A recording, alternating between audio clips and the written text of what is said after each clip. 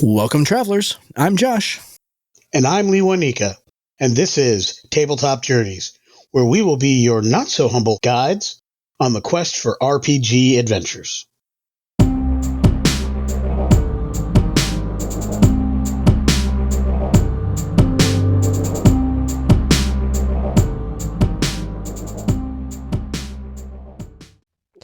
All right, welcome everybody to today's episode. Very excited to be coming to you once again with my very hoarse and recently a cataconned co-host over here, Mr. Lewanika Miller. Lewanika, first of all, how the hell are you? Let's start there. I'm doing very well, thank you. How are you? I'm doing fantastic, although we officially, on this 11th day of November, have our first real snow up here in Maine. And by real snow, I mean, like, we're going to get a couple of inches overnight. Kind of more annoying than anything else, but, like, it is what it is. So, yeah. Leaving Dayton, Ohio, it started to snow when I began my odyssey to return home. Your multiple and day I say odyssey in the... I, like Odysseus, am from Ithaca, and when I got home, I was looking for a bow to string. It was rough. Got caught up on Lesbos for a little bit. Yeah, so. Yep. So a story for another time. Yeah, it's a story for another time. Exactly. Well, I'm really excited to be plumbing kind of the depths of your recent convention going experience here.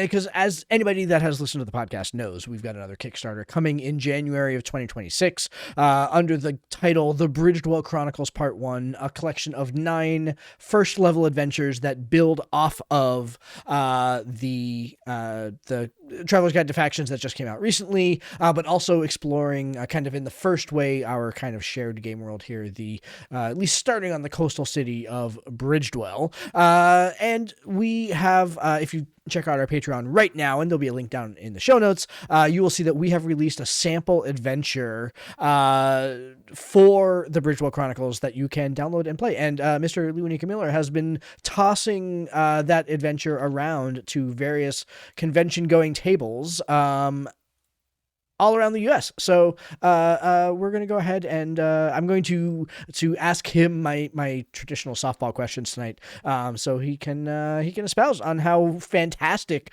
this adventure is. Like, the author really is a skilled adventure writer who really deserves some commendation here. So, whoever they may be, like, that's, whoever that mysterious force is. Yeah. So yeah, tour de force, really a titan in the industry, really one of the great minds of our role-playing generation, really. So a veritable Mighty Mouse of epic proportion. Yeah.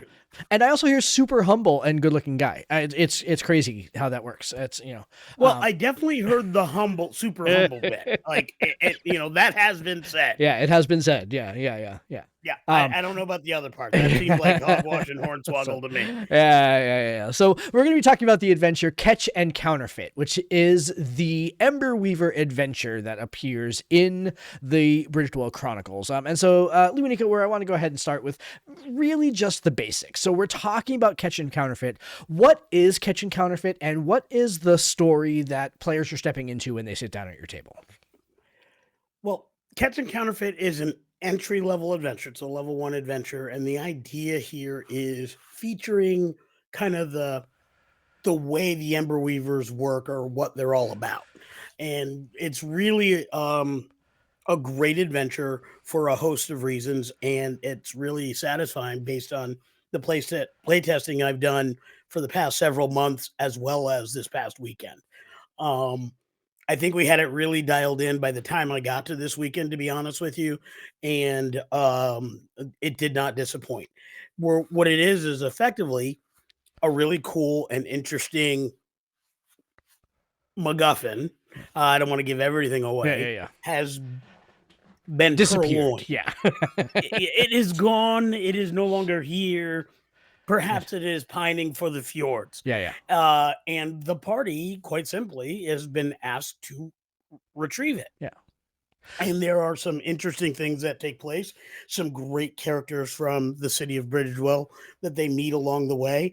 And in the end, there's a conflict of some kind or another, player's choice, as to how or what that conflict looks like and how that conflict works out. And they're quite honestly able to either retrieve it, lose it, destroy it, or retrieve it in a broken state. Yeah. There's a couple different conclusion um, avenues that are available. Nothing is prescribed as Yeah. far as that's concerned. And it really does set up characters if they are choosing to stay in the Bridgedwell setting by giving them some folks that they know and telling them just a little bit, not a lore dump by any means, Yeah. but just enough to be interested and kind of get to know Bridgewell by way of this adventure. Yeah, exactly. How do you think the central mystery and the action flow at the table? Because obviously that mystery is kind of the core of the adventure.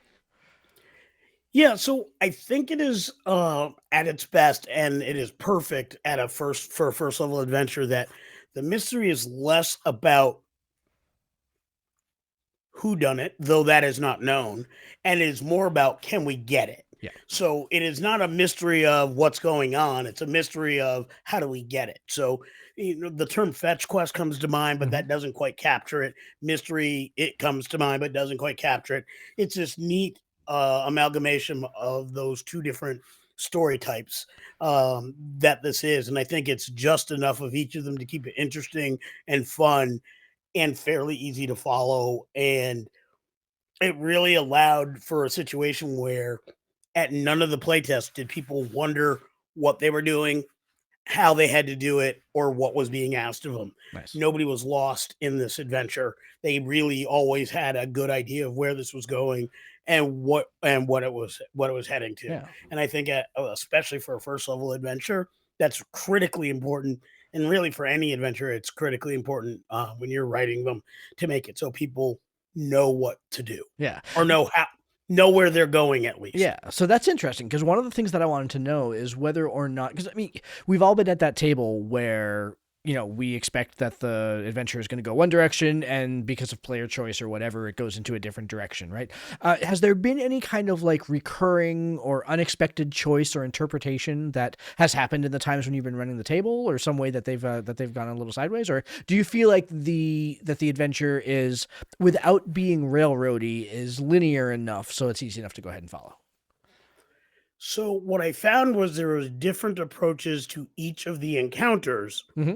but people knew what they needed to get out of each of the encounters. So depending Interesting. on Okay. the pre-generated characters that were taken, if they leaned much more combative, it definitely went more in a combative sense. If they Yeah. lean much more investigative and less combative, it went in that way. So the choice of characters really steered how each encounter was engaged, but again, everybody knew what they wanted in each scene and where they were going. So while I got very different approaches to some of the encounters, especially the final encounter, Hmm. um, there was nothing that was, oh my God, what do I do here? It was, wow, this is okay. So they're approaching it this way. And whether it be there's enough good information on the NPCs to know how they would react within the adventure, or because it was a very straightforward method of approach, it was just well known, well done. I think that worked really well. Nice. So that's actually, see, I love this. It's like you know my questions in advance. You can go ahead and feed me like the lines to go ahead and get in there. Because one of the questions that I want to know too is that I think that this is one of those adventures, being kind of a mystery at its core, that can have a lot of variation based on the players and the classes that are chosen by the people at the table. So do you feel like there has been a lot of variation like that? And are there particular play styles that have been more or less successful is the wrong word, but like have seemed to like have are there certain kind of like play styles or archetypes that have seemed to blend better into the adventure? When I'm setting up pre-generated characters, I tend to use the basic ones from the SRD, and the primary reason for that is it's a great baseline to test the strength of the encounters and the way things work. So they're pretty consistently like cleric, light, and life. For ranger, I only had one. I only used the hunter. Um, for wizard, there's the abjurer and the evoker. I recently created a diviner Mm-hmm. at first level, but nobody has selected that yet. Hmm. So I don't know how that will play in it. Interesting. Yeah. Um, that type of thing. I have you barbarians have been um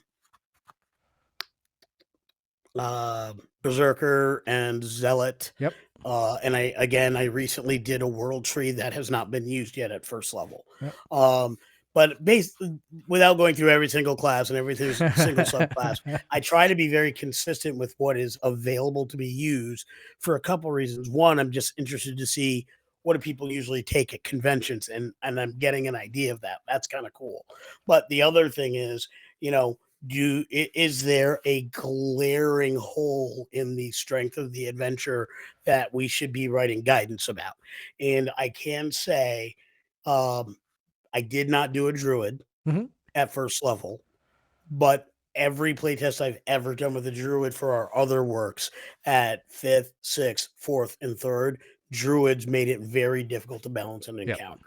So that is something that has to be looked at. So I will say I don't think it'll play much here into it here, other than the guidance that we do have about increasing a bit of difficulty if your party's Yeah. particularly strong. I would honestly say if a druid's here, you're going to want to use our minion rules in Yeah. that situation. And be aware of that, because druids, depending on the wild shape and the experience of that player, can really quickly unbalance any combat encounter. Now, if they're going a non-combat route, a druid's no different than any other character, and everything is fine as is. Mhm. But if they choose violence, GM should be aware. Yeah. Fair enough. Fair enough. And that's not about our adventure. That's about the way druid is built. Sure. Yeah. Yeah. Yeah. All right, fantastic. So, kind of on the same line is that sometimes in convention play, it can be hard to make sure that the pace of the adventure is consistent and that that it balances right. Especially when you have a limited time frame. I know you were saying like at a catacon, you had like a 3-hour time frame that you were playing this in, stuff like that, which is probably about right, I would think, for this adventure. So have you had to make any kind of adjustments to the adventure on the fly, or are there things that you had to are there things that like player feedback helped you go ahead and say, oh, we should emphasize this bit or this other bit or add this bit in or something like that? How do you feel like the adventure had played out on the table in that kind of time frame? So, yeah, that's a great question. So, generally, most conventions I go to have a 4 or a 5 hour slot. Yep. It's like 2.5, 4, or 5, right? Um, I This is definitely more than a 2.5 hour slot. Yep. It is nowhere near a 5, and I think you would be hard pressed to stretch this to 4 hours. Yeah. Um, so I went with a 3 hour slot. A Yep. Catacon's one of the conventions where you decide your own slot. So I said, I think this adventure, which is effectively a one pager of sorts, will work in a 3 hour slot. I can make 3 encounters. Basically, it's one encounter per hour plus my mini session 0, which is about 10 minutes. Yeah. Everything started on time. It worked out well because it was a first level adventure. The interesting thing that I found is, and it does tend to happen at most of my tables, I have a mix of experience. Sure. So when I ran this past weekend, I had 2 children Mhm. who were I believe 11 and like 9. Oh, nice. Okay. I had their father, who was probably pretty close to as experienced as either you or I, Mhm. and another gentleman who had not played 5e but had been playing for like 40 years. Yeah. So we have this extreme mix of experience. A couple things that and that tends to be what I get. I tend to get one or two who have moderate experience and at least one veteran. Yeah. A catacon also limits their table size to 5. A lot of conventions I tend to run 6 to 7. Which is something to take note of in the way I have to run at different adventures. 5 was interesting. 5 is a number that sometimes you have to do some interesting things to keep to manage the flow of Mhm. combat encounters, and something I was aware of, and it Yep. worked out really, really well. it was a good amount of time. It was a perfect amount of time. I finished, I think, with 5 to 6, maybe 7, 10 minutes till the end, something like that. Everybody had a great time, and will give a shout out to the two young ladies who were at my table.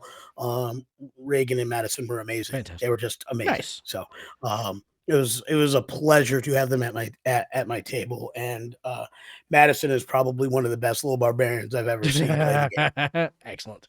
That's fantastic. All right, hold on 1 second. I'm gonna.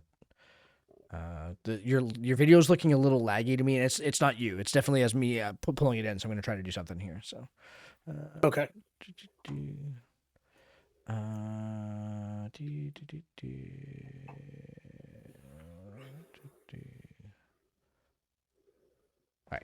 All right.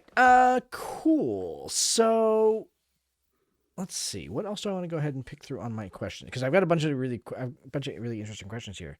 All right. So one of the things that I really liked about this adventure, kind of even more so than some of the other ones, were some of the really interesting characters that appear in it. And I know you and I have talked about. Again, this is in the sample adventure, so everyone can go ahead and read up on Crackle and Fizz, the goblins anyway. But Yes. in kind of convention play, in a short adventure, especially we're dealing with something that's built as a one-shot, characterization on these can be tough.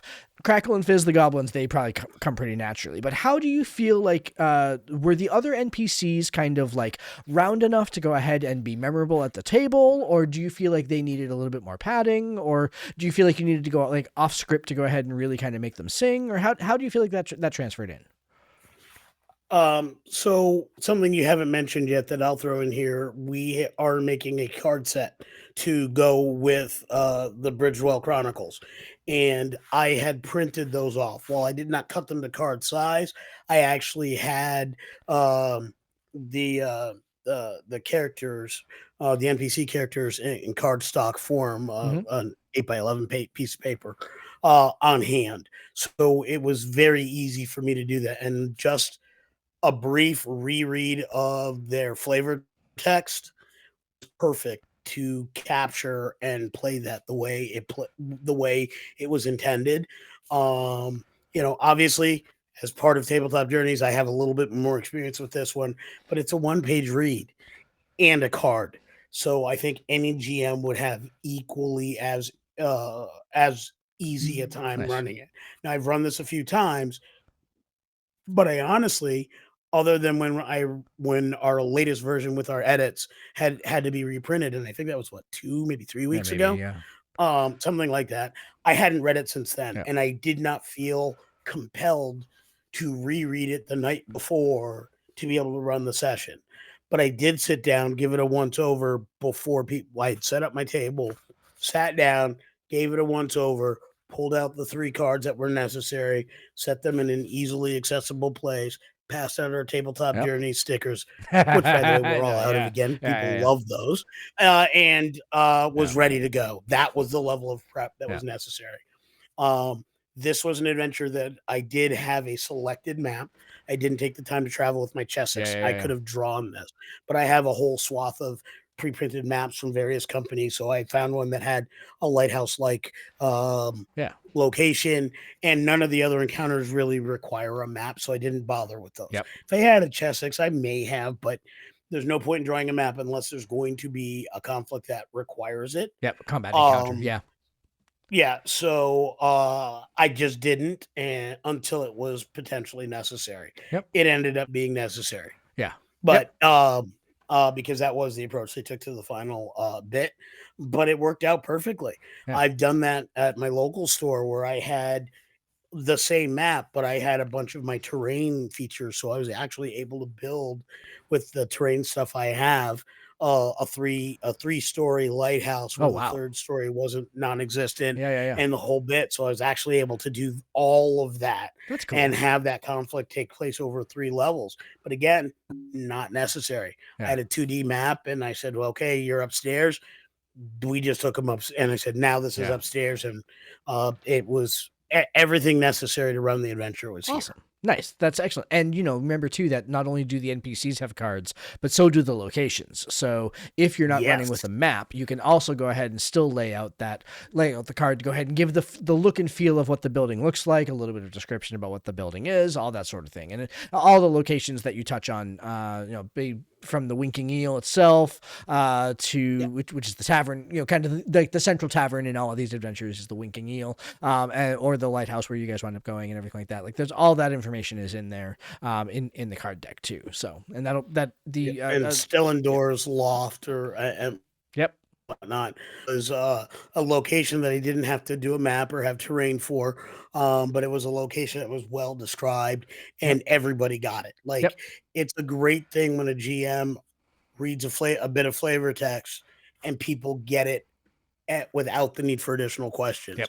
And it's not because it's 14 billion pages, it's because the words are condensed and they're very descriptive. People had what they needed to be successful. Yeah, I would really I'm glad that translated across, because that was definitely one of the goals of this, was to be able to go ahead and give DMs a single page and maybe a couple of other bits that they should read through and be familiar with. But that single page gives them enough information to run the adventure, right? This isn't one of those things where, like the starter set, where everything is being kind of like specified out to the nth level. This is something where experienced DMs or journeyman DMs, people who have maybe run the starter adventure, maybe done a couple of other things, can take the information that they're getting in these adventures and really be able to go ahead and let their imaginations run.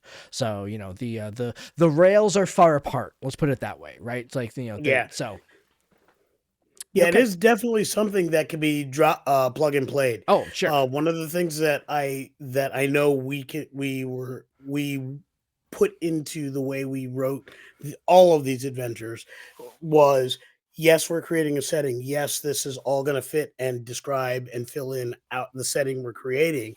But we also created something where, as long as you have in your game world a larger city with an active dock, guess what? This fits there too. Yep. The lighthouse is quote unquote just outside of town. Exactly. That kind of thing. We don't tell you if it's 5 miles or 10 miles or 20 miles. The idea is, when you're going there, and the next scene you're there. And you're there. That kind of thing. Yep.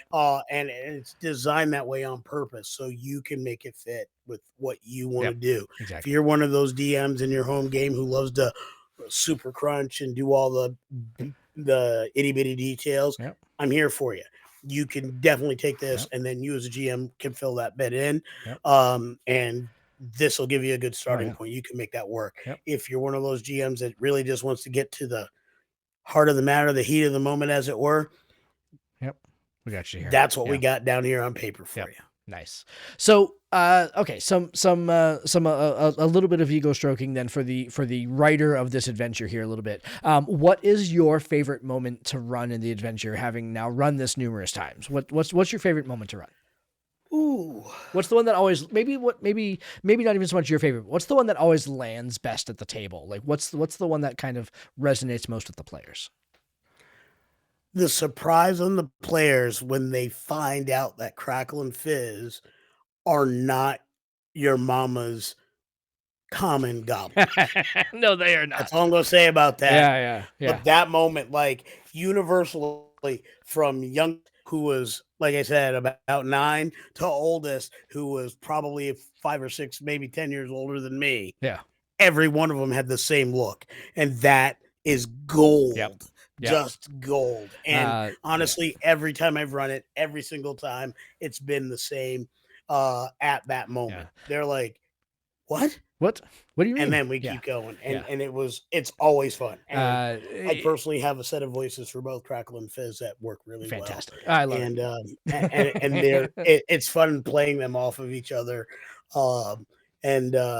It works out really well. It is definitely a lot of fun. Fantastic. I love it. Okay. And then one other question that I think this one's really going to go ahead and make you think here. And I promise that, like, I make no promises that we will not do anything with this information, right? It's entirely possible that this could appear in later publications, so who knows? But if you were going to write the second level adventure that happens after Catch and Counterfeit, what would it be?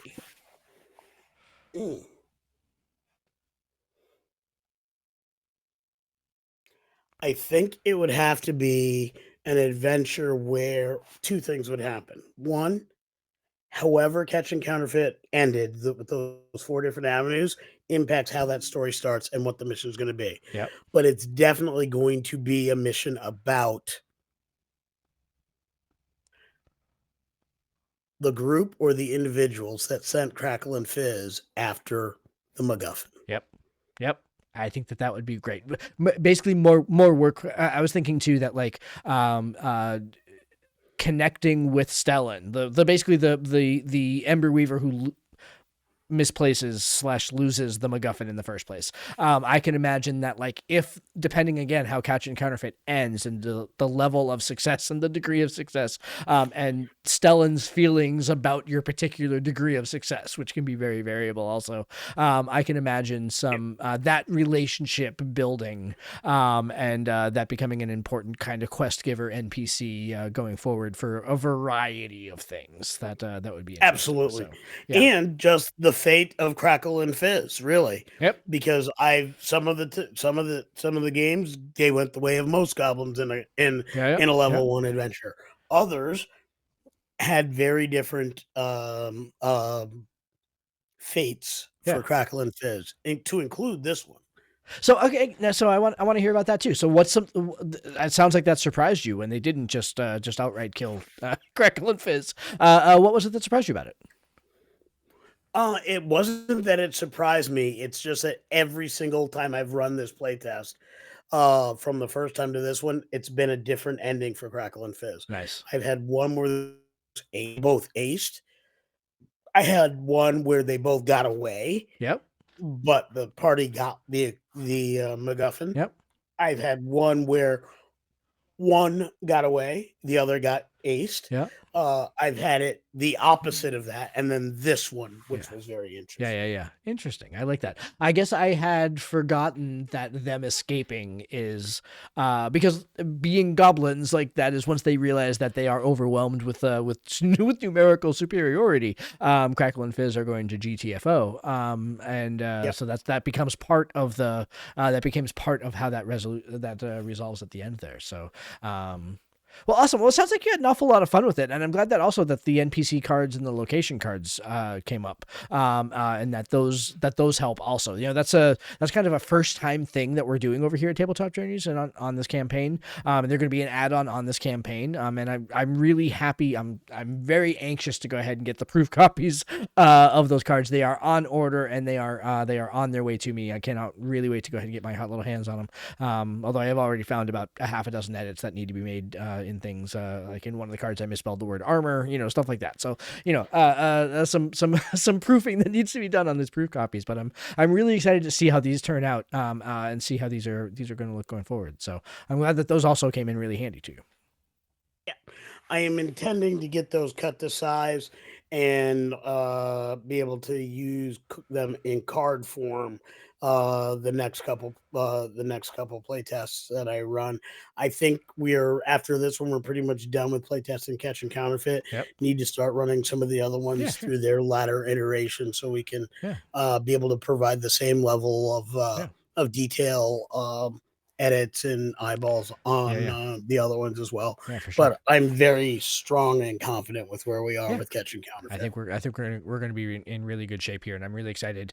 And you will be able to go ahead and see Catch and Counterfeit as of the point that you are listening to this episode. So if you go to our Patreon, www.patreon.com/ttjourneys, Catch and Counterfeit with its NPCs and its locations, and a map of Bridgedwell where all this adventure is happening, are available for free download off of our Patreon. So if you go there, pull it down so you can go ahead and read it. You too can run Catch and Counterfeit. You can meet Crackle and Fizz and Stellan the Emberweaver. That gives you the quest in the first place. And we would love to go ahead and hear your feedback on that too. If you pull it down and you listen, or you run through it, we'd love to go ahead and hear what you think about it. How do you think it played? How did it work at your table? How did you resolve the core kind of mystery at core? What happened to Crackle and Fizz? So lots of variations there. So we'd love to go ahead and hear how that worked out. I am so glad to be back. It was a great trip, and I'm excited to talk more and more about it. In fact, tomorrow night, as we're recording, but it will be in the past by the time folks are viewing this episode. Little time travel shenanigans little going on. timey-wimey. Tabletop, yeah, a little timey wiminess. Tabletop Cafe will. Michael Ross, Chris Burlew, and myself will be talking about a Catacon, doing a bit of a debrief. So I'm sure some of that will come up. But honestly, my vlog on the right path, which is restarted, which is in the middle of season, not in the middle, at the beginning of season 2, will have this week a lot more on the trip itself, and future episodes will include more details. I ran several games, 5 games total, and I intend to do an episode on each of the sessions I ran, as well as the trip as a whole. So you'll get all the details about the Odyssey I was on for a Catacon weekend 2025. Yeah. Awesome. All right, man. Well, that's our episode for tonight. Thank you, everybody, for listening. Really appreciate it. Don't forget to go ahead and like and subscribe and notify every time that we release new content. Obviously, with Tabletop Cafe, On the Right Path, Dr. Homebrew, everything that's coming out on the channel right now. There's a ton of content coming out all around. So we're really excited to be bringing it to you. And don't forget to go ahead and check out our Patreon also. That is going to be www.patreon.com/ttjourneys, where you can download your free copy of Catch and Counterfeit, and also get wind on some of the other things that we've got going on there that are going to be coming out in January of 2026, along with the Bridgedwell Chronicles Part 1. So we'd love for you to go ahead and check that out and consider backing the show, because it's pretty great. The benefits that are going to be coming are going to be pretty amazing. We're pretty stoked about them. So, all right, man. Have a good night. Yeah, we'll talk later. Good night. All right. Thank you very much for listening, everybody. We'll talk to you next week. Thanks all. Later. Have a great night.